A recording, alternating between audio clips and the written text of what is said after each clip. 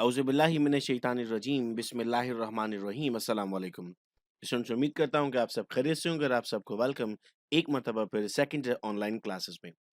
Students, हमने chapter number 1 start किया था पीरियोडिक टेबल। पिछले 2 वीडियो लेक्चर्स में हमने बेसिक्स ऑफ पीरियोडिक क्लासिफिकेशन को समझा था और आज के इस वीडियो लेक्चर में हम मॉडर्न पीरियोडिक लॉ को समझने जा रहे हैं। क्वेश्चन पूछा जाता है हमसे, explain the modern periodic law. तो आपको बेटे सेंटर हेडिंग लगानी है मॉडर्न पीरियोडिक लॉ और साइड हेडिंग लगानी है statement. This law was presented by Mauchly. In this law, he stated that the chemical and physical properties of elements are the periodic function of their atomic number. इससे पहले जो हमारे सामने present किया गया था वो एटॉमिक मास पर था, वेट पर था। जो मेंडलीव का पीरियोडिक टेबल था, स्टेटमेंट थी the chemical and physical properties of element are the periodic function of their atomic weight. यहाँ पर आ गया नंबर। तो एक ऑब्जेक्शन वहां पर हमने पढ़ा था कि सर पोटेशियम से पहले आर्गन मौजूद है, आर्गन का मास 40 है, पोटेशियम का 39 है। That was an objection. अब वो ऑब्जेक्शन खत्म हो गया। अगर आपने पीरियोडिक टेबल याद कर लिया कल के वीडियो लेक्चर में, तो अब आपको मालूम है कि according to classification argon atomic number 18 पर है, पोटेशियम 19 पर और कैल्शियम 20 पर है। अब इस तरह की कोई भी कंडीशन नहीं है जिसमें ऑब्जेक्शन लग सके। मॉडर्न पीरियोडिक लॉ में हमें long form of periodic tables बताई गई। Long form of periodic table में हमारे पास क्या शामिल होता है? हमारे पास टोटल 7 पीरियड शामिल होते हैं। सबसे पहले हम पीरियड को डिफाइन करते हैं। What is a period? The periodic table has 7 horizontal rows and each row is called as a period. अब हमें इनकी डिस्क्रिप्शंस पढ़नी होंगी। फर्स्ट पीरियड को हम नाम देते हैं शॉर्टेस्ट पीरियड। इसमें सिर्फ 2 एलिमेंट शामिल हैं, हाइड्रोजन एंड हीलियम, और इनकी इलेक्ट्रॉनिक कन्फिगरेशन होती है 1s1 इन 1s2। स्टूडेंट्स, अगर इलेक्ट्रॉनिक कन्फिगरेशन में आपको प्रॉब्लम है तो इसी वीडियो के डिस्क्रिप्शन में जो फर्स्ट ईयर के इलेक्ट्रॉनिक कन्फिगरेशन के लेक्चर्स हैं, मैंने उनके लिंक्स डाल दिए हैं। आप इत्मीनान से पहले उनको देख लीजिए एक मरतबा, ताकि आपको इलेक्ट्रॉनिक कन्फिगरेशन का टॉपिक बड़ी आसानी से समझ में आ जाए। सेकेंड पीरियड को हम कहते हैं sir it contain 8 elements, it fill the K and L shell, and in this period electron covers the 2s and 2p orbital. यानी इलेक्ट्रॉन कहाँ कहाँ मौजूद होंगे? 2s में और 2p में। टोटल 4 ऑर्बिटल होते हैं हमारे पास, जिन्हें हम नाम देते हैं s, p, d और f, जो आप फर्स्ट ईयर में पढ़ कर आए हैं। The period contain 2 elements from s block and 6 from p block. Third period में हम कहते हैं अगेन 8 एलिमेंट, और इसे हम सेकंड शॉर्ट पीरियड कहते हैं। It fills the k, l and m shell. It contain 2s block and 6p elements. In this period 3s 3p orbital are filled। चूंकि थर्ड पीरियड हो गया तो क्या फिल हो गया? 3s और 3p। सेकंड में आपने क्या पढ़ा था? 2s और 2p। फर्स्ट में क्या पढ़ा था आपने? 1s।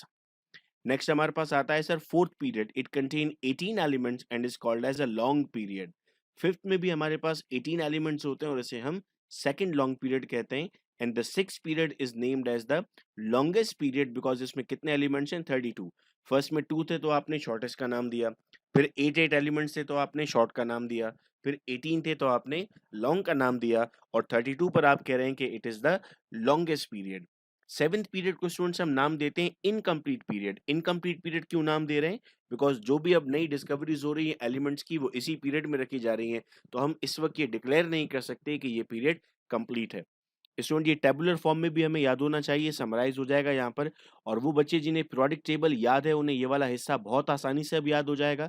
और आज इसको याद करने के बाद जब नेक्स्ट वीडियो लेक्चर में हम एटॉमिक नंबर याद करने की बात करेंगे, एस ब्लॉक जब हम स्टार्ट करेंगे, तब ये वाला चार्ट आपको बेहद काम आने वाला है। मैं उम्मीद कर रहा हूँ कि आप वीडियो पॉज करके इन सारी चीज़ों को नोट्स की फॉर्म में अपने पास लिख भी लेते हैं। अगर आप डेली बेसिस पर ये क्लासेस अटेंड कर रहे हैं, नोट्स अपने प्रिपेयर कर रहे हैं, तो इसके अलावा फिर आपको किसी और ट्यूटर की ज़रूरत नहीं पड़ेगी। हमने यहाँ क्या लिख दिया? First, second, third, fourth, fifth, sixth and seven. First क्या है? शॉर्टेस्ट है, फिर 2 शॉर्ट हैं, फिर 2 लॉन्ग हैं, लॉन्गेस्ट है, और लास्ट में इनकम्प्लीट पीरियड है। फर्स्ट में 2 एलिमेंट्स हैं, सेकंड और थर्ड में 8 एलिमेंट्स हैं, फोर्थ और फिफ्थ में 18 एलिमेंट्स हैं, और सिक्स में 32 एलिमेंट्स हैं। अब फर्स्ट एंड लास्ट एलिमेंट आपको पता होने चाहिए बिकॉज ये पूछे जाते हैं एमसीक्यूज में। और अब बच्चों को पता है जिन्होंने कल का लेक्चर देख लिया था, लीना ने की रब से फरियाद। तो ये लीना ने की रब से फरियाद हमने पढ़ लिया होता है यहाँ पर, तो हमें काफ़ी आसानी से याद हो जाता है। ये आपके पास, आप इसे लीना लुबना कुछ भी कह सकते हैं, रब से फरियाद। यहाँ पर हमने क्या याद किया होता है? हमने यहाँ पर याद किया हुआ होता है सर हेडन नेहरा अगर कर 0 रन पर हुए आउट। ये हमारा राइम था जो हमने कल के वीडियो लेक्चर में शेयर किया था, तो आपको ये सारे भी याद हो जाते हैं इससे। नेक्स्ट स्टूडेंट्स हमारे पास आता है व्हाट इज अ ग्रुप। हम कहते हैं sir the vertical column of the periodic table is called age group. Horizontal को हमने क्या नाम दिया था, पीरियड का नाम दिया था, और वर्टिकल को हम क्या नाम दे रहे हैं, ग्रुप का नाम दे रहे हैं। 7 पीरियड थे वहां पर आपके पास, और अब हमारे पास 8 यहाँ पर ग्रुप्स होंगे। ये मोस्ट इंपॉर्टेंट क्वेश्चन स्टूडेंट्स जो पेपर में पूछा जाता है, write down the classification on the basis of electronic configuration. हम 3 क्लासेस में डिवाइड कर रहे हैं। पहली क्लास को बेटा हम नाम देते हैं रिप्रेजेंटेटिव एलिमेंट। इसमें एस और पी ब्लॉक के एलिमेंट शामिल हैं, यानी इलेक्ट्रॉनिक कॉन्फ़िगरेशन करने के बाद अगर लास्ट में एस ब्लॉक फिल हुआ होगा तो उसे हम नाम देते हैं रिप्रेजेंटेटिव का, अगर पी फिल होगा तब भी हम नाम देंगे रिप्रेजेंटेटिव का।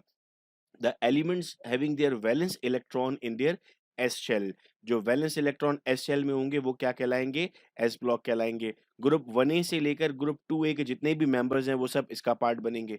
और इनकी कॉन्फ़िगरेशन क्या आएगी, लास्ट कॉन्फ़िगरेशन हमेशा NS1 या NS2 आएगी। 1A का होगा तो NS1 आएगी, 2A होगा तो NS2 आएगी। N का मतलब एनी नंबर, यानी अगर मैं आपको कहूँ हाइड्रोजन की कॉन्फ़िगरेशन क्या है 1s1, अगर मैं आपसे कहूँ हीलियम की क्या है 1s2, अगर मैं आपसे कहता हूँ लिथियम की क्या है आप कहेंगे 1s2 2s1, अगर मैं सोडियम कहूंगा आपसे तो 1s2 2s2 2p6 3s1। तो आप देख रहे हैं 1A में जब हम नीचे आते जा रहे हैं यहाँ पर n चेंज हो रहा है, s पर 1 ही आ रहा है, क्योंकि ये इसकी जनरल कॉन्फ़िगरेशन है। अब अगर p ऑर्बिटल फिल हुआ होगा वैलेंस शेल से, वैलेंस इलेक्ट्रॉन से, तो हम क्या कहेंगे, सर वो पी ब्लॉक है। अब 3 से लेके 7 तक हमारे पास क्या शामिल है, पी ब्लॉक शामिल है। कल आपने जो प्रोडक्ट टेबल बनाया अब उसके ऊपर आप चाहें तो लिख भी सकते हैं एस ब्लॉक और पी ब्लॉक। और जिन बच्चों को याद हो गया उन्हें देखिए एस ब्लॉक, पी ब्लॉक और नोबल गैसेस, पूरा उन्हें रिप्रेजेंटेटिव एलिमेंट्स याद हो चुके हैं, 8 के 8 ग्रुप सीक्वेंस के साथ याद हैं। इनकी कॉन्फ़िगरेशन क्या होगी हमारे पास लास्ट में, सर पी हमारे पास 1 में फिल होगा। नेक्स्ट हमारे पास आता है सर नोबल गैसेस। नोबल या इनर्ट गैसेस वो गैसेस हैं जो रिएक्ट नहीं करती नॉर्मल कंडीशंस में।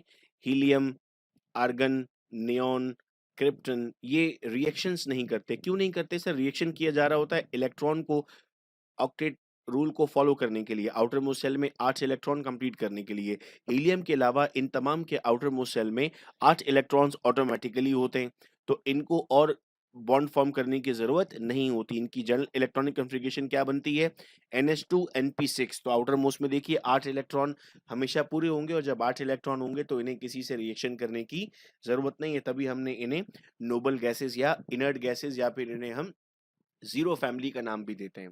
तो ये सेकंड क्लासिफिकेशन थी हमारे पास। और थर्ड क्लासिफिकेशन हमारे पास आती है ट्रांजिशन एलिमेंट्स। ट्रांजिशन एलिमेंट्स को हम दो में डिवाइड करते हैं, डी ब्लॉक और एफ ब्लॉक में। डी ब्लॉक को हम नाम देते हैं आउटर ट्रांजिशन का, और एफ ब्लॉक को हम नाम देते हैं इनर ट्रांजिशन का। Elements having their orbital in D block are called as D block elements. जिनका डी ब्लॉक फिल होगा उन्हें हम क्या नाम कहेंगे, डी ब्लॉक एलिमेंट्स कहेंगे। इनकी इलेक्ट्रॉनिक कॉन्फ़िगरेशन में देखिए लिखा हुआ है NH2 N-1 D1 से लेकर N-1 D10 तक। स्टूडेंट्स आपको रिकमेंडेड है कि आप इलेक्ट्रॉनिक कॉन्फ़िगरेशन का जब लेक्चर देखते हैं, और सपोज करें इस वक्त मैं आपके सामने एटॉमिक नंबर 21 की इलेक्ट्रॉनिक कॉन्फ़िगरेशन करता, यहाँ जिनको नहीं आती इलेक्ट्रॉनिक कॉन्फ़िगरेशन वो वीडियो पॉज कर दें, इलेक्ट्रॉनिक कॉन्फ़िगरेशन की वीडियो देख लें, वरना अब जो मैं बात आपको बताने जा रहा हूँ वो आपको क्लियर नहीं होगी। जी, तो 21 की हम करने जा रहे हैं इलेक्ट्रॉनिक कॉन्फ़िगरेशन। हमने क्या लिखा सर 1s2, ठीक है, फिर हमने लिखा 2s2, फिर हमने लिखा 2p6, कितने इलेक्ट्रॉन्स हो गए, 10 इलेक्ट्रॉन हो गए। फिर हमने लिखा 3s2, कितने हो गए, 12 हो गए। फिर हमने लिखा 3p6, कितने हो गए हमारे पास, सर 18 हो गए। अब 3p के बाद क्या भरें, तो सर 3p के बाद वैसे तो 3d आता है, लेकिन अगर आप वो वीडियो देख कर आए हैं और आपने ओहबा प्रिंसिपल देख लिया है तो अब आपको पता चल गया है कि 3p के बाद क्या फिल किया जाता है, सर 4s फिल किया जाता है। तो ये क्या बन गया 4s2। अब क्या फिल करना है 3d, कितने इलेक्ट्रॉन बच गए, सर अगर मैं काउंट करता हूं तो 20 इलेक्ट्रॉन्स हो चुके हैं, एक इलेक्ट्रॉन रहता है, तो यहाँ पर आ गया 3d1, क्योंकि हमारे पास सिर्फ एक इलेक्ट्रॉन की अब गुंजाइश थी। अब स्टूडेंट्स अगर हम यहाँ पर देखते हैं तो n क्या फिल हुआ हुआ है, n लिखा हुआ है ना, n फिल हुआ हुआ है सर 4, और d क्या फिल हुआ हुआ है 3, तो ये n में से 1 माइनस हुआ हुआ है, इसीलिए यहाँ पर लिखा हुआ है n-1, यानी 4 में से 1 माइनस किया 3 आया, तो वो यहाँ पर लिखा गया। इस तरह जितने भी आप सॉल्व करेंगे, अगर 22 की भी आप सॉल्व करेंगे लेट सपोज, तो आपके पास यहाँ तक की कॉन्फ़िगरेशन बिल्कुल सिमिलर आ जाएगी, और लास्ट में जो आपके पास कॉन्फ़िगरेशन आएगी उसमें आपके पास अब d क्या हो जाएगा सर? d में 2 आ जाएगा। तो आपके पास 3d2 बन गया। अब भी देखें, अगर ये n है तो ये क्या हो जाएगा? n-1। उम्मीद करता हूँ कि ये वाली बात हमें समझ में आई है। अब आते हैं इनर ट्रांजिशन पर। सर इनर ट्रांजिशन में हम कहते हैं क्या आएगा हमारे पास? Elements having their orbital in f block and are called as f block elements. यहाँ पर हमने लिखा है ns2, ठीक है, n-1 d10, ये बात तो आपको यहाँ से समझ में आ गई। n-2 f14, इस n-2 का मतलब क्या है? अगर ये 7s2 है तो ये होगा 6d और ये होगा 5f। कोई भी अगर हमारे पास इस तरह का नंबर जनरेट हो जाता है जिसमें हम कहते हैं कि s आपके पास जो फिल हुआ है वो 7s2 है, तो लाजिम है कि आपके पास d कौन सा फिल हुआ होगा? 6d10। और अब आपके पास f कौन सा फिल हुआ होगा? 5f। 1 से लेके 14 तक कोई भी नंबर हो सकता है। तो 7 यानी n, n-1 यानी 6 और n-2 यानी 5। तो f हमेशा आपके पास इसी सीक्वेंस में फिल हुआ होगा। स्टूडेंट्स, यहाँ पर हम इस वीडियो लेक्चर को स्टॉप करते हैं। नेक्स्ट वीडियो लेक्चर में अपना चैप्टर नंबर 1 कंप्लीट करेंगे और जैसे ही चैप्टर 1 कंप्लीट करेंगे, इसके जो पीडीएफ नोट्स हैं जो आप इस वक्त स्क्रीन पर देख रहे होते हैं, ये आपको प्रोवाइड किए जाएंगे, लेकिन सिर्फ उन स्टूडेंट्स को जिनकी अटेंडेंस प्रॉपर है, जो मैसेज पर अपने अटेंडेंस मार्क करवाते हैं। जिन लोगों को नहीं पता अटेंडेंस कैसे मार्क करवानी है, तो स्टूडेंट्स जैसे ही आप वीडियो लेक्चर अपना कंप्लीट करते हैं, आप अपने नाम और अपने कॉलेज के साथ 033322430331 पर मैसेज करते हैं और आपकी अटेंडेंस मार्क कर दी जाती है। उस वक्त जब जैसे ही आपकी अटेंडेंस मार्क हो जाएगी और आपकी अटेंडेंस कंप्लीट होगी, आपको फ्री पीडीएफ नोट्स मिलना भी स्टार्ट हो जाएंगे। इस वीडियो लेक्चर को अपने फ्रेंड्स के साथ भी जरूर शेयर कीजिएगा ताकि उन तक भी ये तमाम इन्फॉर्मेशन पहुंचे। बहुत शुक्रिया इस वीडियो लेक्चर को सुनने का। अपना बहुत ख्याल रखिएगा आप सब लोग। अल्लाह हाफिज।